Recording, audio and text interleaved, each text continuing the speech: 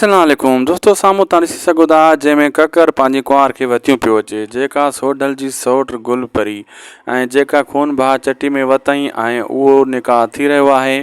ऐं इहो जेको आहे सोढल पाण बि करायो ऐं उन सां गॾु शाहनवाज़ ख़ान बि हुयो ऐं सभई हुया। ऐं ककर पंहिंजी कुंवार खे वठी ऐं लाऊं लधई ऐं जंहिं शइ जा ककर बार बार ख्वाब ॾिसी रहियो हुयो।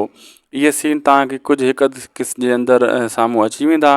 ऐं दोस्तों, तव्हांखे ॿुधाईंदो हलां त इहा मुराद खां बग़ैर इहो कमु हली रहियो आहे। मुराद खे इन शइ ॼाण न आहे, छा ककर वारा धोखो त न कंदा, हीअं न वरी मुराद वारनि खे थाणे खां पोइ ॿाहिरि निकिरण सां मारे छॾनि या पीरल खे वग़ैरह वग़ैरह धोखो। जीअं सोढल वारनि मारियो, उन्हनि जा माण्हू रस्ते में मारिया, ईअं त न थींदो। हिन शादी करे वरी कमु ख़राबु करनि। जी हाँ दोस्तों, उन सोच इहा ई आहे, कुझु न कुझु क़दम खणंदासीं ऐं शाहनवाज़ ख़ान को न को घुत ॾियाईंदो, इन्हनि खां निकाह बि कराईंदो गुलपरी सां ककर जो, को न को शैतानी रिथंदो जीअं झेड़ो वधे ऐं हिननि जा ठाव न थियनि। बहरहाल को न को मसइलो दोस्तों जेको आहे न मंसूर ख़ान कंदो ऐं इन खे जहिड़े वधाइण जी कोशिशि जेका आहे न उनजी नाकाम बणाईंदो।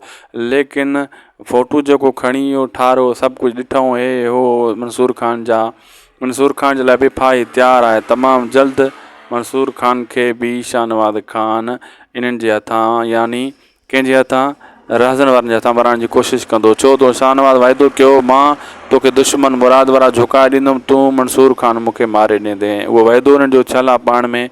मंसूर ख़ान जो जेको शाहनवाज़ ख़ान पंहिंजो वाइदो पूरो करे छॾियो ऐं मंसूर ख़ान वारो वाइदो जेको आहे रहज़न पूरो कंदो।